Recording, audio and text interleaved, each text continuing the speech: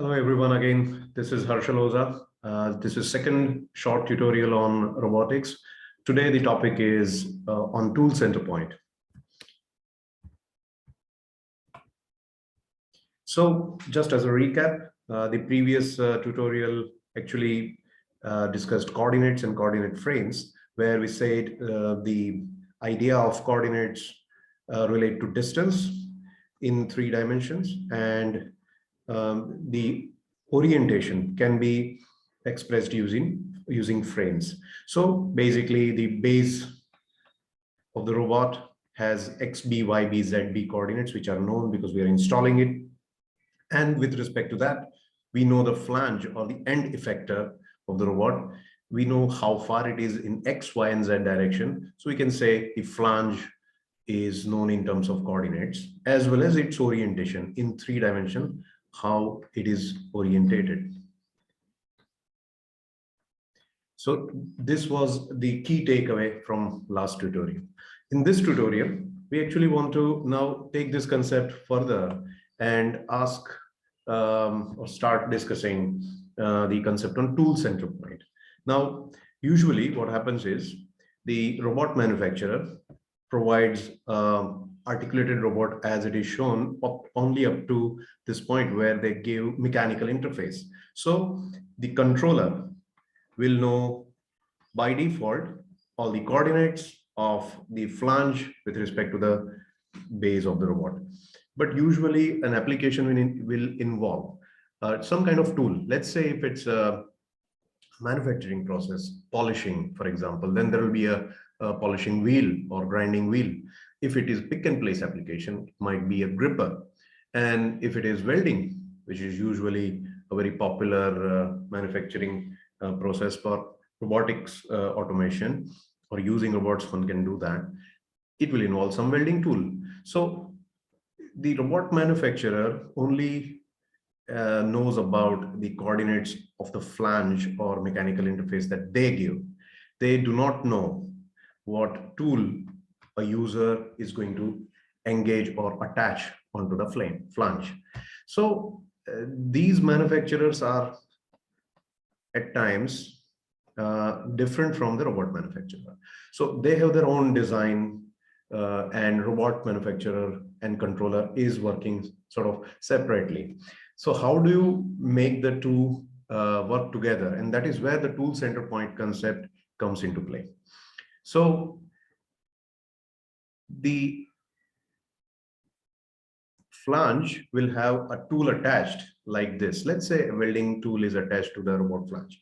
Now there's a problem though in this situation, that the robot controller only knows to control the flange coordinate or the end effector coordinates, which is XF, YF, ZF with respect to XB, YB, ZB.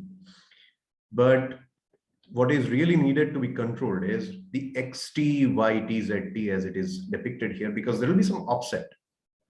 So there is a problem here that while programming the robot controller, you first need to tell the robot that its the point of interest in the application has shifted from this end effector to the end tool point. Now, it is not possible to communicate into the controller all possible types of tools.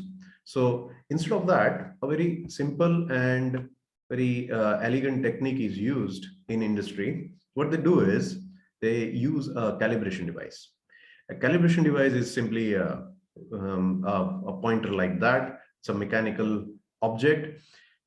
From more than one directions, the tool is actually made to go as close as possible to the pointer, which is this point here, and the coordinates XF, YF, ZF will be stored. Now the robot only knows where this flange is going. We want to find out the X, Y, and Z distance between these two. Okay, so how do they do that? Well, it turns out that you actually can do it 2 ways. There are 2 ways to do it. One, so there are 2 options generally. If you know the design of the tool, you would usually know the computer-aided drawing or design of this tool as well, which will be given by the manufacturer of the gripper. If you are manufacturing that, you will know that in your design process, or you use the practical way,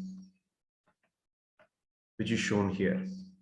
Basically, you don't bother about the actual geometry. You only take care of the known coordinates from 4 directions and make it as close as possible and record different coordinates of the flange. Now, that is something one can do because a robot controller can always record this coordinate with respect to the XP, YP, ZP. In the process, you'll be able to figure out these offsets in X, Y, and Z. Now, this is known as a 4-point method in tool center point calibration. Now, immediate question that comes is why we are talking about 4 points, why not 2, 1, or even 3? So since it is 3-dimensional setting, basically what we are looking at is we are looking at the calibration and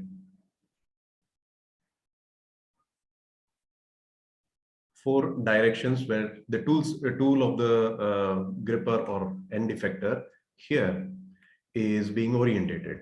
Now, what we are really trying to do is we are trying to define a sphere, and we want this sphere to be as small sphere as possible. We don't want this to be large because we are having this distance very close to the calibration device as possible.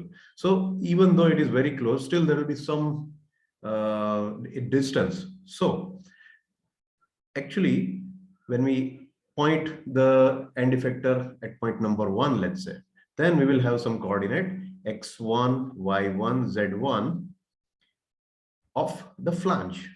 We know this in the robot controller. When the second point is recorded, we will have x2, y2, z2. Likewise, the third point and the fourth.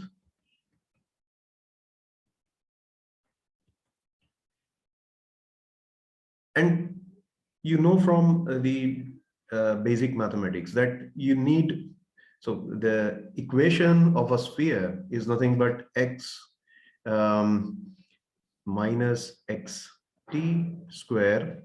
Now, that is where the tool is, and the end of the tool is, which is here. Although you are recording the coordinates of the flange, you are making the tool go there. So you are recording actually points xf, yf, zf corresponding to when the point xt, yt, zt is approaching these x1, y1, z1. So you know that x1 minus xt squared plus y1 minus yt squared plus z1 minus zt squared is r square. And if you only had 4 points in space, and if you wanted to find the sphere with some center and its radius, that center you would want it to be on the calibration device. That is the whole point. You may not get it, and that will be the error in the practical way, which will not be there in CAD way, but at least in practical or empirical solution, you will have the R, and you want the center to be located as close to the calibration device as possible. Now, when you record 4 points, x2 minus xt square plus y2 minus yt squared, z2 minus zt squared equal to r square.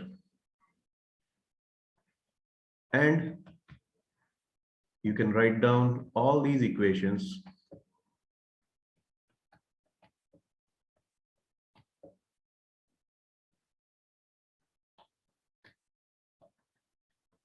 if all those 4 points are to lie on one sphere.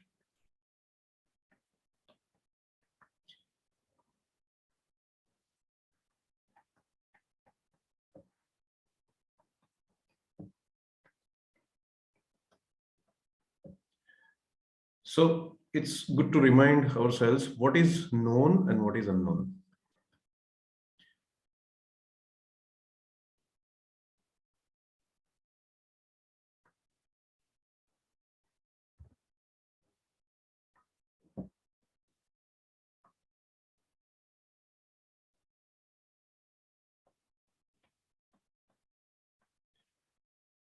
X1, Y1, Z1, all the way to X4, Y4, and Z4 are known. R is unknown, and XT, YT, and ZT are unknown. And tool center point, or finding a tool center point, is nothing but trying to find these four parameters. We are trying to basically locate the center of the sphere at the calibration device, and we are trying to find out how far it is from the base of the robot. So instead of going that way or controlling that point, you want to control this point for the meaningful application of the robot. So now why 4 points? Answer can be looked at from here. There are 4 equations and 4 unknowns. 4 unknowns because R is a scalar, radius, and then these 3 coordinates. So you can hope to solve this, because in mathematics you can say that if there are 4 equations and 4 unknowns, you can solve this. Now it sounds like a very non-linear problem, but you can actually convert this into a linear mathematics or linear system of equations, and we'll see how. But just to remind, x1, y1, z1 to x4, y4, z4 are coordinates of the flange here that you're recording when the tool is actually getting close to the calibration point. So this is something we each can solve very quickly. We can actually use the first 2 equations. Let's just say, how do you solve this? And how do you convert it into a linear system of equations? So if you just equate, or if we can just equate these 2, you can eliminate R, for example, and you will be able to write x1 square minus 2 x1 xt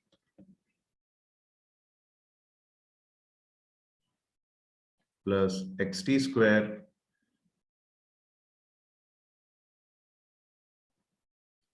y1 square minus 2 y1 yt plus yt square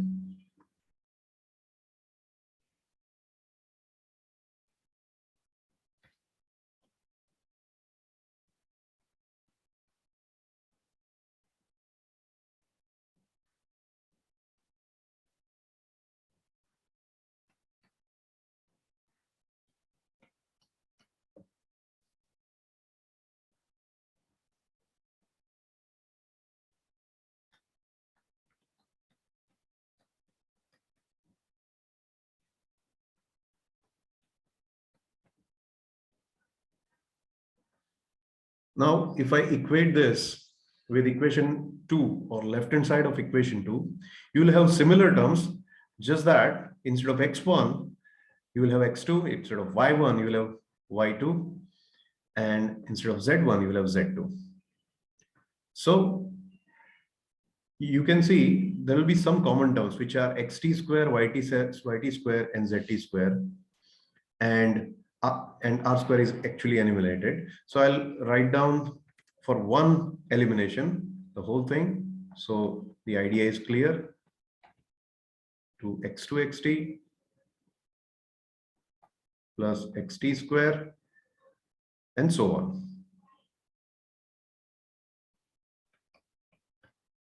So you can see that xt square will get cancelled out, yt square will get cancelled out, and zt square will be cancelled out. All you will end up with will be x1 square minus x2 square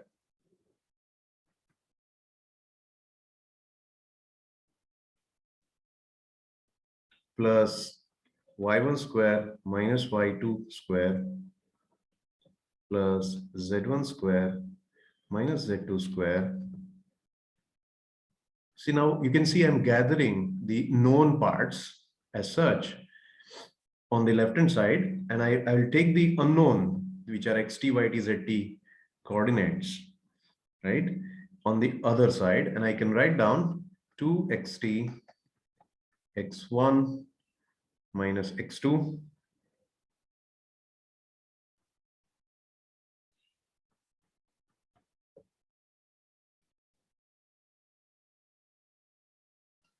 plus 2yt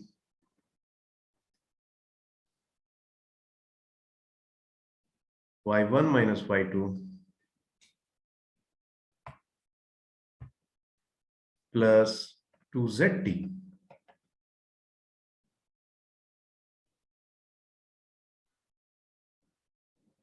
z1 minus z2. So using just the first two equations, we are able to remove the higher powers of xt, zt and yt, the unknown. So this equation looks linear in at least the unknown variables. These are known variables because we were recording 4 points. This is just the first 2 points. So you can come up with, so you can say, I can gather this whole thing because this is a known variable. I can say this is C1, and I can say 2 into x1 into x2 is A1, okay? And I could also say that in a similar way, I'll be able to say B1 for 2 into y1 minus y2 and C1 for 2 into z1 minus z2. These are all known constants. So I'm extracting what is unknown from what is known. So in fact, this equation I can rewrite, and let's rewrite on the next slide.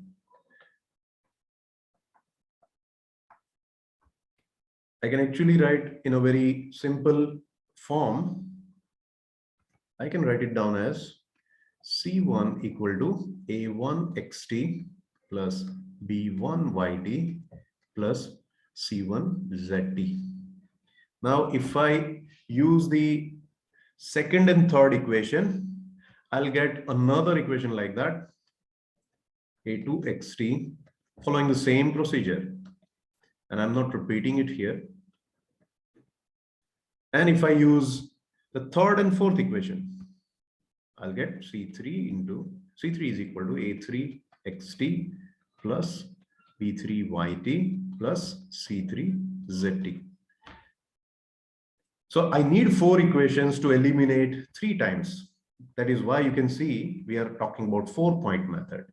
Now this looks like a system of linear equations. Instead of a nonlinear problem, we have now converted into a system of linear equations. Linear because there is no higher power, there is no xt squared. So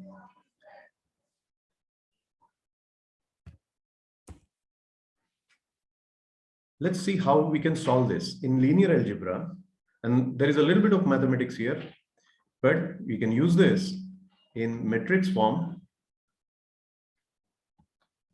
and write it like this. And there are many ways to do it. Again, you can go for elimination between first and second equation and so on, but there is more, there's an easier way you can do it. Xt, yt and zt. You can say A1, B1, C1, A2, B2, C2, and A3, B3, and C3. Don't forget, again, I'll remind, this is known.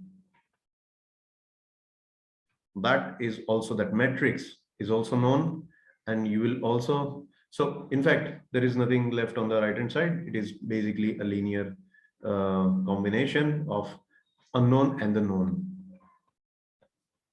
And what we are after is unknown part, the coordinates of tool. Now, even if we don't know the CAD drawing or the design, we will be able to find out xt, yt, zt from this equation. How? Well, let's call this matrix capital C or vector capital C, which is 3 cross 1, and this matrix A, which is 3 cross 3. Again, known entities, we are recording those points, so we know, and the unknown xt, which is again 3 cross 1. We are saying x, y, z combined is capital X. This is a very standard problem in linear algebra. You can always find xt as A inverse C. Only condition is the inverse should exist. Now, inverse exists when the determinant of this matrix is available or it's not 0. Okay, and I'll show you when actually it is not 0. So let's just look at very basic fact of determinant of this matrix. How does it look like? It looks like this: A1 into B2 C3 minus C2 B3 minus B1 into A2 C3 minus C2 A3 plus C1 into A2 B3 minus B2 A3. That is the determinant. Now, it is 0. For example, one case where it is 0 is all A1, B1, and C1 are 0. Then it will be 0. And then the solution will be in trouble because A inverse will give you infinity. And when is A1, B1, and C1 are 0? You can see when you record 2 points very close to each other, so you don't move the end effector much, and you take these 2 points together. Instead of recording there, you take it here. Then x1 is close to x2, y1 is close to y2, z1 is close to z2. In that case, A1, B1, and C1 are 0. You will get determinant 0, and that will lead to a problem. Okay, and this is the classic or very well-known problem. If you work in industry, it's a well-known fact that you have to, most robots will tell you, robot manufacturers will tell you that you have to record them as far apart as possible, even with the 4-point method. And the mathematical reason is that you are not able to solve for xt, yt, zt. Okay, we said we have 4 unknown variables. How do you find r? You do need to find r, because these 4 points will give you some solution of xt, yt, zt, the coordinate. And you use any one of these 4 equations to figure out where is the r. So yeah, you now know you can take the first recording here and use the first equation and the solved values of xt, yt, and zt to solve for r. So that is known. Now that sphere may be a little bit away from the calibration device, because while you're doing it practically, you may not maintain a perfect spherical shape, and that's the whole point. You don't know to begin with, so there will be some error, and this error will be there in your application as well. So that's why it is very important to follow the method. If you're following this 4-point method and not the CAD design way, then you'll need to be careful and record these points as far apart as possible. So this is the short is the end of the short tutorial on tool center point. I hope you have enjoyed watching it, and look forward to covering the orientation part and more in the next few tutorials. Thank you.